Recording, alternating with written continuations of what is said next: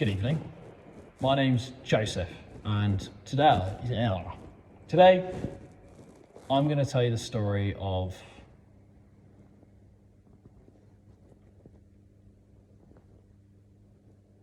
why my race is so confusing to some people in this world. Growing up, I remember the first time I heard this. I was 11 years old and I was in year 7, and my best friend at the time, I had just gotten a DNA test done. So I hadn't actually, my brother had. And I could see the DNA, I could see where we come from and whatnot like that. And the first question I was asked when I shared this with my closest friend at the time is, "Oh, that's so interesting, how Chinese are you?" And I don't think I'll ever forget that, because that was the first time I heard that in my life. I was 11 years old. And I'll never forget it, because that was definitely not the last time I heard that. And I wouldn't be surprised if I heard that again. And it was always a confusing question to me, because I'm not Chinese.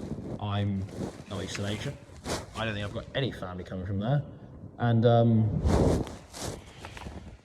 all in all, I don't get it. I don't see it, and I don't understand. And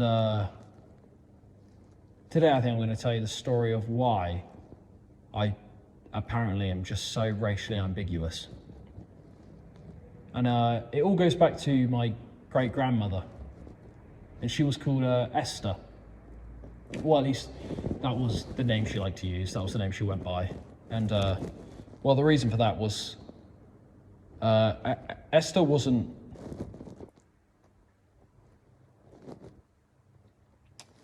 She wasn't born, she was found. She was found in a wreckage, in rubble, with no family, no name, no date of birth, nothing. In Armenia, in the early 1900s, during the Armenian genocide.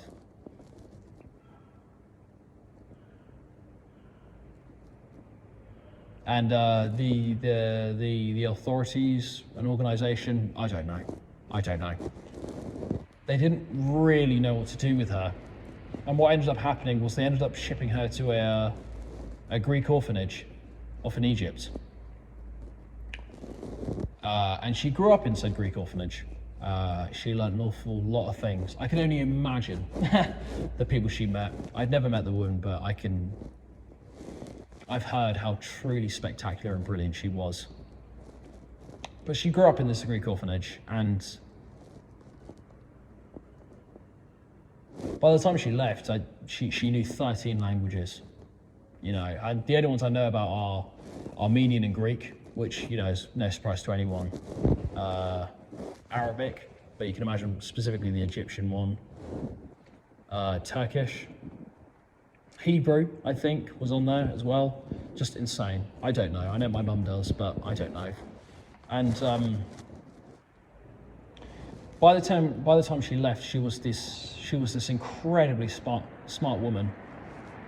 But it didn't really matter back then. She was taken in by family at the age of, oh God, if I had to guess, I think for the sake of my morals, I'd like to say 15, 16, but I've got a bad feeling it was as early as 12 or 13. But she was taken in by a very, very wealthy family, not for the intention of raising her or looking after her, but for the intention of using her. Rather than a child or anything like that, she was a lot more like a servant or a slave, to be honest. She wasn't paid. She didn't earn anything. The most she got was a roof over her head and food in her mouth. And you know, for a life like that, I can only imagine. I can only imagine how much that meant to her.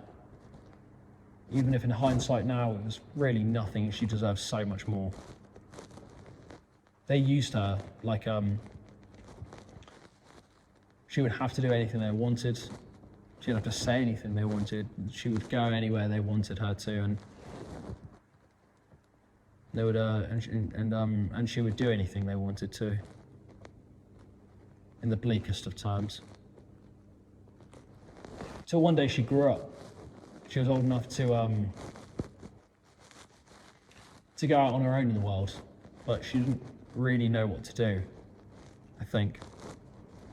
So she ended up becoming for lack of a better term, an exotic dancer in Egypt, of all places. And she did that for a few years until she actually met a Greek man that we don't really know who is, what his name is, or anything. Weirdly, the only thing we know is that he's from Crete. And I guess in a weird way, he's my great-granddad.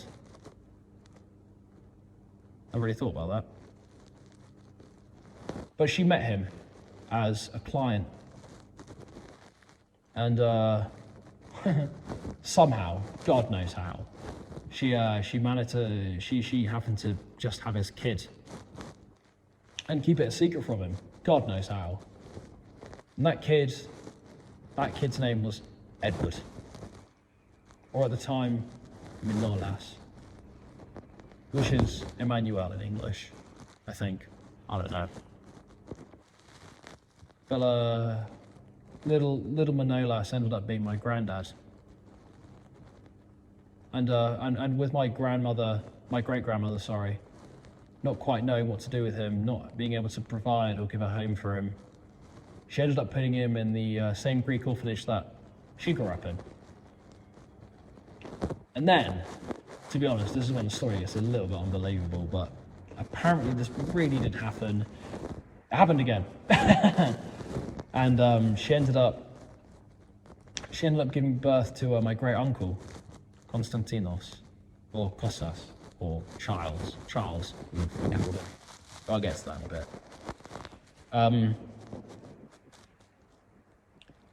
And also managed to keep him a secret from the guy as well. God knows how. But it meant that she had these two young boys that realistically were her only family. The only thing she cared about.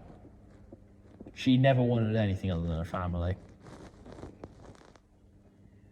And yet she couldn't provide or look after them.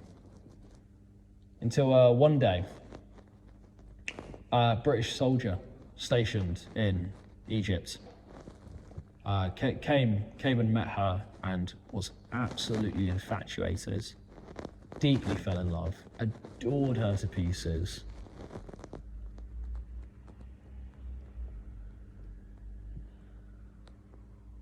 And my great-grandmother, she wasn't very interested. Mind you, she comes off as the type. And I'm not so surprised that he was so infatuated with her either. Given, I say again, I don't know, she sounded like a brilliant woman. But what it meant was, before he left, before he had to be stationed elsewhere, he actually got down on one knee and said, I don't think I've ever been more in love with a person in my life. Will you marry me? And of course, for a woman like my great-grandmother Esther, it's a hard question. Especially given, it doesn't sound like she was very interested in him, from what I've heard. So what she actually replied was, my two sons, if you look after them and treat them as if they were your own boys, then I'll say yes. And he did. He did. And what that meant was my granddad, Minolas, and my great uncle, Charles, Kostas, the both of them, and my great grandmother Esther, got shipped off to England, where he was, and they had to stay with his mother and her other kids, who apparently were all viciously, horribly racist. And what that meant was Kostas and Manolas, they were not allowed to speak Greek. They were only allowed to speak English. And for two boys who were, I think 4 and 6 in that time, bloody tricky to do, given their first language is Greek. But they had to, and she had to as well. And they didn't really have a choice but to just put up with this horrible discrimination, this disgusting racism that they had to just deal with. in those days because it meant they had a better life when they were together. They had a home and they had a roof to sleep under together. And it was a horrible few years until he came back. And I'm fairly sure they all went to Singapore, of all places, to get married. Mainly because I don't think it was like a massive metropolis like it is now, but I'll tell you. But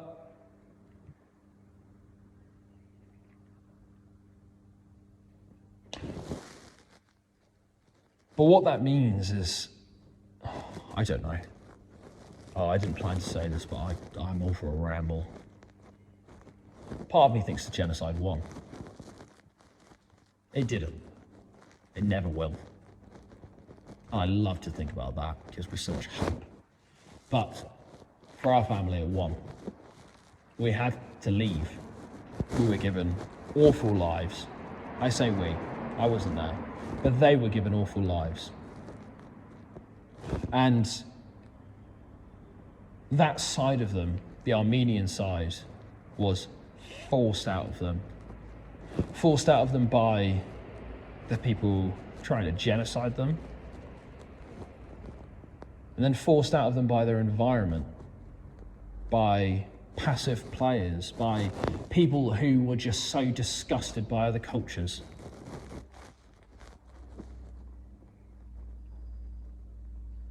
And I spite them for that every single day. And yet it makes me so happy to have so much Greek in me, just to have something. But I'll get to that soon. The three of them grew up. Once he came home and they got married properly, they moved out, they got their own house, things were a lot better. And that man's name, for the love of me, I can't remember his first name, but mind you, he's not my great-granddad, is he? But I can tell you that his last name was Monroe. And weirdly, that his middle name was Orr, as in O-R-R. And my granddad, Manolas, and my great-uncle, Kostas, went through a very, very interesting journey to become British citizens. And this, you know what, in this day and age, this is something I should not be sharing, but hey-ho, fuck it. I come from a family of illegal immigrants. We were snuck in over the border, and we shouldn't have been allowed in England. And the only reason we were, is because I'm fairly sure that man, that step-great-granddad, whatever, I'm fairly sure he was a corporal or a sergeant or something high enough that he could get away with it, especially in those times. But what it meant was when my granddad Manolas and my great-uncle Kostas, they grew up, you know, they looked up to this man. He was his only father figure. They also went into the army. And this is probably one of my favourite stories to tell. But they went into the army, and something like a year into their service, I don't know the words, my granddad was told to make a passport, to get his passport or something like along those lines, because they had to go across country. And he went, I don't have a passport. And they went, well, go get one then. And he went, well, I can't, I don't have British citizenship. And they went, what do you mean you don't have British citizenship? You're in the fucking army. And I shit you not, purely nepotism, my great-granddad managed to essentially give my granddad and great-uncle citizenship overnight by giving them forms. My granddad filled them out. And this takes me on to the next point, which is he chose a citizenship, which meant he could choose his name.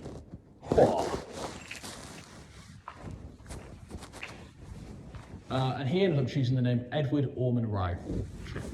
Edward, because, I don't know, I presume it was a name he likes.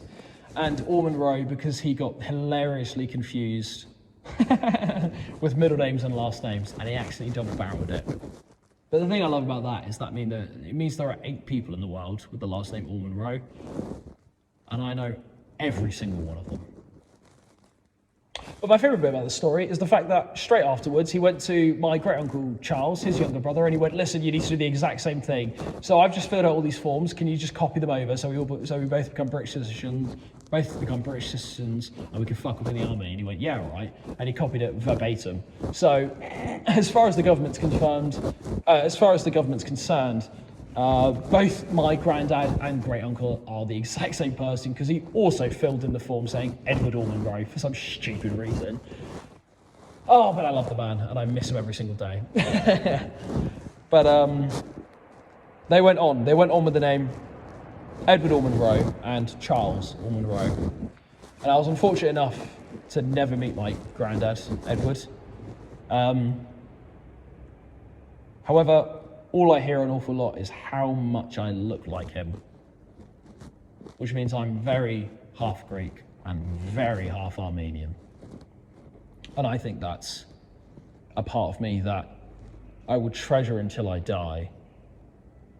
I will always be proud of, and I'll be never scared to explain, because that's how you keep something like that alive.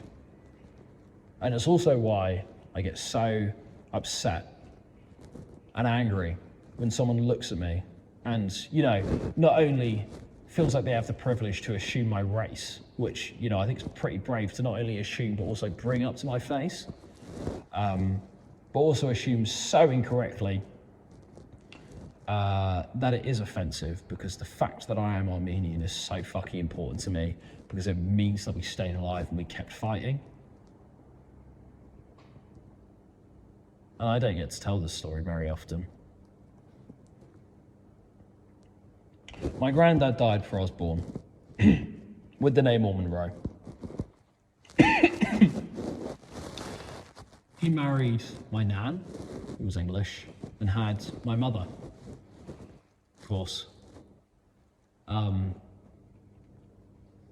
So she holds the name Ormond Rowe. And even though governmentally my last name is not Ormond Rowe, I don't care. It's a name I will stick by until I die. And as soon as I can and I have the money for it, I'll change my name to it, because it's a name that I can't let die. Because that's the name of the man who saved us. That's the name of the man who kept us going. That's the name of the man who, dare I say, is the reason I am here right now, today, looking at you in the camera and telling you what I am. Otherwise, like an awful lot of stories, it would have died and no one would know. My great-grandmother died long before I was born. I'd never met her, but you know, my mother had, so you can imagine. And she told me stories about how spectacular she was as a cook, and the sweetest woman, and how all she ever wanted was a family, and how truly and utterly happy she was to not only have Minolas and Kostas, but also Yorgos, who she had with my step-great-granddad.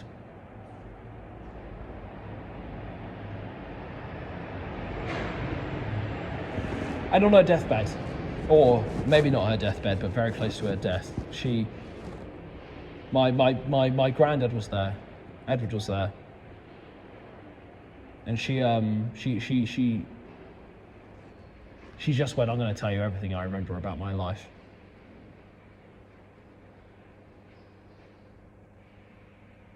And she did, and the main thing that I remember is her telling us I say,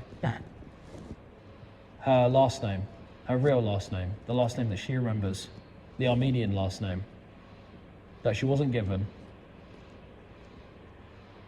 whether it be through marriage or through an orphanage, but the Armenian last name that she was born with. And it was Mandoyan. And I don't think that's a name I could ever forget. That's not a name I could ever let die.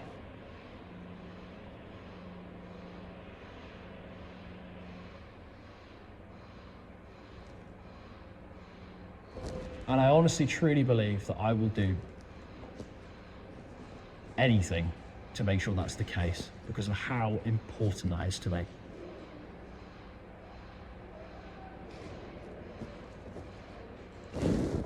So my name's Joseph Mandoyan.